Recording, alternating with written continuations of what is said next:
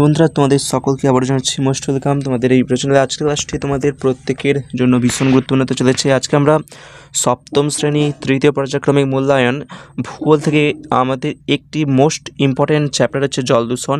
সেই জল দূষণ চ্যাপ্টার থেকে আমি আজকে নিয়ে এসেছি তোমাদের জন্য 30টি মোস্ট ইম্পর্ট্যান্ট এসএকিউ প্রশ্ন বা 2 নম্বরের প্রশ্ন, যেগুলো তোমাদের পরীক্ষার্থী আসার জন্য ভীষণ গুরুত্বপূর্ণ। তো অবশ্যই শুরু থেকে শেষ পর্যন্ত দেখো। এই 30টি প্রশ্ন অবশ্যই উত্তর সহ রয়েছে, দেখতে পাচ্ছ। এই 30টি প্রশ্ন কিন্তু আমি উত্তর সহ তোমাদের সঙ্গে আলোচনা করব। যদি বই সামনে থাকে বইতে দাগ দাও, যদি খাতাতে প্রশ্ন তুলতে চাও প্রশ্ন তুলতে পারো, অথবা যদি তোমরা প্রশ্ন এবং উত্তর একবারে তুলতে চাও তুলতেও পারো।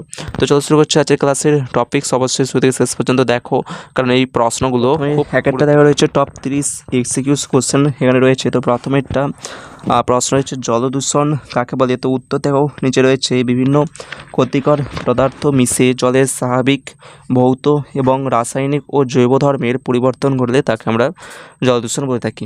যে উত্তরগুলো তোমরা দেখতে পাচ্ছ, এই উত্তরগুলো যদি তোমাদের টেক্সট বইতে ভালো করে দেওয়া থাকে বা আজ এখানে যদি উত্তরটা ভালো মনে হয় যেখান থেকে পারো কিন্তু করতে পারো, কিন্তু প্রশ্নটা কিন্তু ভীষণ ইম্পর্ট্যান্ট, জলদূষণ কাকে বলে। তো তারপর দ্বিতীয় প্রশ্ন রয়েছে, জলদূষণের প্রধান কারণ কি? শিল্প কারখানার বর্জ্য, নর্দমার জল, কৃষিক্ষেত্রের রাসায়নিক সার ও কীটনাশক, প্লাস্টিক ও আবর্জনা জল দূষণের প্রধান কারণ। আচ্ছা, তৃতীয় প্রশ্ন, জল দূষণের 2টি প্রাকৃতিক কারণ লেখো। তো উত্তর হচ্ছে, জল দূষণের 2টি প্রাকৃতিক কারণ হচ্ছে, একটি হচ্ছে আগ্নেয়গিরির অগ্ন্যুৎপাত এবং দ্বিতীয় হচ্ছে মাটি ক্ষয় ও পলি জমা। আচ্ছা, চতুর্থ প্রশ্ন দেখো, জল দূষণের 2টি মানবসৃষ্ট কারণ কি?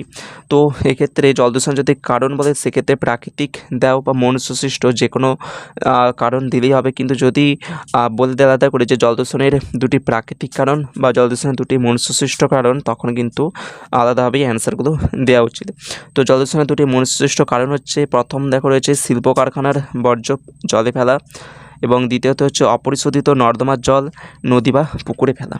আচ্ছা, পাঁচেরটা দেখা রয়েছে, শিল্প বর্জ্য কীভাবে জল দূষণ করে? উত্তর কি, শিল্প কারখানার রাসায়নিক পদার্থ ও বিষাক্ত বর্জ্য নদী, পুকুর বা অন্যান্য জলাশয়ে মিশে জলের গুণমান নষ্ট করে। এইভাবে শিল্প বর্জ্য কিন্তু জল দূষণ করে থাকে। আচ্ছা, 6এর প্রশ্নটা দেখা রয়েছে, গৃহস্থালির বর্জ্য কীভাবে জল দূষণ করে? তো বাড়ির নোংরা জল, সাবান, ডিটারজেন্ট, প্লাস্টিক ও অন্যান্য আবর্জনা জলাশয়ে পড়লে সেক্ষেত্রেও কিন্তু জল দূষিত হয়ে থাকে। তারপর 7ম প্রশ্ন, কৃষিক্ষেত্রে ব্যবহৃত রাসায়নিক সার জল দূষণ করে কীভাবে? তো বৃষ্টির জলের সঙ্গে রাসায়নিক সার ধুয়ে নদী, পুকুর ও ভূগর্ভস্থ জলে মিশে আমাদের জল দূষিত করে থাকে। আচ্ছা, 8এর প্রশ্নটা দেখা রয়েছে, কীটনাশক কীভাবে জল দূষণ করে? তো কৃষিজমি থেকে বৃষ্টির জলের সঙ্গে কীটনাশক জলাশয়ে পৌঁছে জলের সঙ্গে মিশে জলজ জীবের ক্ষতি করে। এর ফলে জলজ জীব সহ কিন্তু জলে উপস্থিত বিভিন্ন উদ্ভিদেরও কিন্তু ক্ষতি হয়ে থাকে।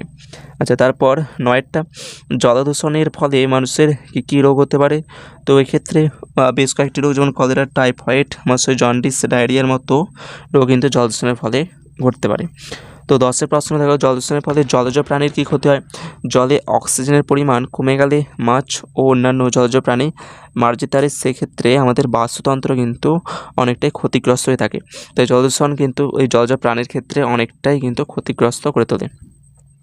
আচ্ছা, তারপর 11 প্রশ্ন, পানীয় জল দূষিত হলে কী সমস্যা হতে পারে? দূষিত জল পান করলে বিভিন্ন জলবাহিত রোগ ছড়িয়ে পড়ে এবং মানুষের স্বাস্থ্যের ক্ষতি হয়। এইভাবে কিন্তু পানীয় জল যদি দূষিত হয়ে যায় সেক্ষেত্রে মানুষের কিন্তু রাসায়নিকগতভাবে কিছু কিন্তু ক্ষতিগ্রস্ত হওয়ার সম্ভাবনা রয়েছে। তারপর 12টা দেখা রয়েছে, জল দূষণের ফলে জলজ উদ্ভিদের কী হয়ে থাকে? যে অতিরিক্ত দূষণের ফলে জলজ উদ্ভিদের স্বাভাবিক বৃদ্ধি ব্যাহত হয় এবং অনেক উদ্ভিদ মারা পর্যন্ত যেতে পারে। তারপর 13টা, জলাশয়ে অতিরিক্ত শৈবাল বৃদ্ধির কারণ কি? জলে নাইট্রেট ও ফসফেট জাতীয় পুষ্টি উপাদান অতিরিক্ত পরিমাণে জমলে শৈবালের অস্বাভাবিক বৃদ্ধি ঘটতে পারে। আর যখন জলের মধ্যে বিভিন্ন শৈবাল এর বৃদ্ধি ঘটে থাকে তখন জলে কিন্তু অক্সিজেনের বেশিরভাগটাই ওই শৈবাল সহ সবুজ উদ্ভিদেরা কিন্তু নিজেদের বৃদ্ধির কাজে ব্যবহার করে ফেলে। ফলে জলের মধ্যে উপস্থিত বিভিন্ন জলজ প্রাণী সেই অক্সিজেন, যেই অক্সিজেনটা তাদের পাওয়ার কথা, সেই অক্সিজেন কিন্তু পর্যাপ্ত পরিমাণে পায় না। এক্ষেত্রে জলজ প্রাণী কিন্তু মৃত্যু হয়ে থাকে।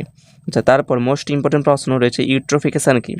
জলাশয়ে অতিরিক্ত পুষ্টি উপাদান জমে শৈবালের অত্যাধিক বৃদ্ধি এবং পরবর্তীতে জলের গুণমানের অবনতি ঘটাকেই ইউট্রোফিকেশান বলা হয়।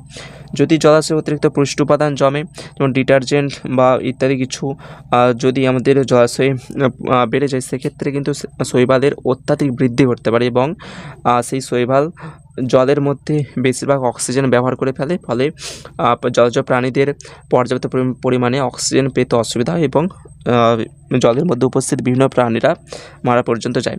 এটাই ইউট্রোফিকেশন নামে পরিচিত। যা 15 প্রশ্ন দেখা রয়েছে জল দূষণের ফলে জলের দ্রবীভূত অক্সিজেনের কী হয়ে থাকে? জল দূষণের ফলে জৈব পদার্থের পরিমাণ বৃদ্ধি পেলে সেগুলি ভাঙতে বেশি অক্সিজেন লাগে, ফলে জলের দ্রবীভূত অক্সিজেন কমে যায়। সে একই ব্যাপার, ইউট্রোফিকেশন বা এই প্রশ্নগুলো সেম একই টাইপের। 16 প্রশ্ন দেখা রয়েছে কি জল দূষণ কীভাবে কৃষির ক্ষতি করে থাকে? দূষিত জল সেচের কাজে ব্যবহার করলে মাটির গুণমান নষ্ট হতে পারে এবং ফসলের ক্ষতি হতে পারে। 17 প্রশ্ন ভূগর্ভস্থ জল কীভাবে দূষিত হয়? দূষিত জল ও রাসায়নিক পদার্থ মাটির ভেতর দিয়ে চুঁইয়ে ভূগর্ভস্থ জলে পৌঁছালে ভূগর্ভস্থ জল কিন্তু দূষিত হয়ে থাকে। 18 প্রশ্ন সমুদ্রের জল কীভাবে দূষিত হয়? নদীর মাধ্যমে বহন করা বর্জ্য, শিল্প বর্জ্য, প্লাস্টিক ও তেল জাতীয় পদার্থ সমুদ্রে পৌঁছে সমুদ্রের জল দূষিত করে। 19 প্রশ্ন তেল দূষণ কি? জাহাজ বা তেলবাহী জাহাজ থেকে তেল সমুদ্রে ছড়িয়ে পড়ে, সমুদ্রের জল ও সামুদ্রিক পরিবেশের ক্ষতি করলে তাকে তেল দূষণ বলে থাকে। আচ্ছা, 20 প্রশ্ন দেখো জল দূষণের দুটি পরিবেশগত প্রভাব কি? উত্তর প্রথমেরটা হচ্ছে জলজ জীবের মৃত্যু হতে পারে এবং দ্বিতীয় হচ্ছে জলজ বাস্তুতন্ত্রের ভারসাম্য নষ্ট হয়ে থাকে, যেটা আগেই বলেছি। আচ্ছা, 21 প্রশ্ন জলদূষণ কীভাবে জীববৈচিত্র্যের ক্ষতি করে থাকে? দূষিত জলে অনেক উদ্ভিদ ও প্রাণী বেঁচে থাকতে পারে না, ফলে বিভিন্ন জলজ প্রজাতির সংখ্যা কিন্তু কমে যায়। এর ফলে জলদূষণ জীববৈচিত্র্য এইভাবে ক্ষতিগ্রস্ত করে তোলে। 22 প্রশ্ন দেখা রয়েছে জল দূষণ রোধে নর্দমার জল শোধন করা প্রয়োজন কেন? নর্দমার জলে থাকা ক্ষতিকর জীবাণু ও দূষিত পদার্থ সরিয়ে জলাশয়ের দূষণ কমানোর জন্য নর্দমার জল শোধন করা অবশ্যই প্রয়োজন। 23 প্রশ্ন দেখো জল দূষণ প্রতিরোধে শিল্প কারখানা কী করা উচিত? শিল্প বর্জ্য সরাসরি জলাশয়ে না ফেলে শোধন করে তারপর নির্গত করা উচিত এইভাবে। তারপর 24 জল দূষণ রোধে প্লাস্টিকের ব্যবহার কমানো উচিত কেন? প্লাস্টিক সহজে পচে না এবং জলাশয়ে জমে জলজ পরিবেশের ক্ষতি করে, তাই প্লাস্টিকের ব্যবহার অবশ্যই কমানো উচিত। 25 প্রশ্ন দেখো জলাশয়ে আবর্জনা ফেলা উচিত নয় কেন? আবর্জনা জলের গুণমান নষ্ট করে, দুর্গন্ধ সৃষ্টি করে এবং জলজ জীবের ক্ষতি করে থাকে, তাই জলাশয়ে আবর্জনা ফেলা উচিত নয়। 26 জল দূষণ রোধে কৃষকদের কী কী ব্যবস্থা নেওয়া উচিত? রাসায়নিক সার ও কীটনাশকের অতিরিক্ত ব্যবহার কমিয়ে জৈব সার ও পরিবেশ বান্ধব পদ্ধতি ব্যবহার করা অবশ্যই অবলম্বন করা উচিত। 27 জল সংরক্ষণ ও জল দূষণ প্রতিরোধের মধ্যে সম্পর্ক কী? পরিষ্কার জল সংরক্ষণ করা এবং জলাশয়ে দূষিত পদার্থ না ফেললে ভবিষ্যতের জন্য নিরাপদ জল সম্পদ বজায় রাখা সম্ভব। এভাবে জল সংরক্ষণ এবং জল দূষণ প্রতিরোধের মধ্যে আমাদের সম্পর্ক তৈরি হয়। জল দূষণ রোধে সাধারণ মানুষের ভূমিকা কী? জলাশয়ে আবর্জনা না ফেলা, প্লাস্টিকের ব্যবহার কমানো, নর্দমার জল জলাশয়ে না ফেলা এবং মানুষকে সচেতন করা, এইভাবেই কিন্তু সাধারণ মানুষ জল দূষণ রোধ করতে পারে। 29 প্রশ্নটা দেখো জল দূষণ নিয়ন্ত্রণের দুটি উপায় দেখো। প্রথমত শিল্প ও নর্দমার বর্জ্য শোধন করে জলাশয়ে ফেলা আমাদেরকে বন্ধ করতে হবে। তো তারপর জলাশয়ে আবর্জনা ও প্লাস্টিক ফেলাও কিন্তু বন্ধ করতে হবে। প্রশ্ন আজকে শেষ প্রশ্ন দেখো জল দূষণ রোধ করা আমাদের কেন জরুরি? জল মানুষের জীবন, কৃষি, শিল্প এবং সমস্ত জীবের জন্য অপরিহার্য একটি উপাদান, তাই নিরাপদ পানীয় জল এবং জলজ পরিবেশ রক্ষার জন্য জল দূষণ রোধ করা অত্যন্ত জরুরি। তো এই ছিল বন্ধুরা 30টি প্রশ্ন। আমি বলবো এই 30টি প্রশ্নই মনোযোগ দিয়ে করবে। তোমাদের পরীক্ষাতে কিন্তু বেসিক্যালি কেমন টাইপের প্রশ্ন পড়ে আমি তোমাদেরকে বলে দিচ্ছি।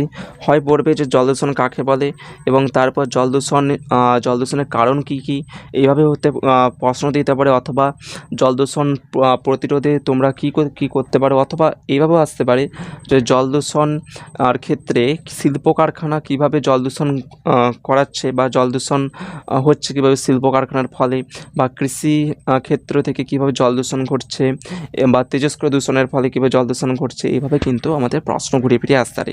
আমি যে এই 30টি প্রশ্ন বললাম, 30টি প্রশ্ন যদি তোমরা খুব ভালোভাবে করে যেতে পারো, এখান থেকে কিন্তু তোমরা যেইভাবেই প্রশ্ন আসুক না কেন তোমরা অ্যাটেন্ড করে দিয়ে আসতে পারবে।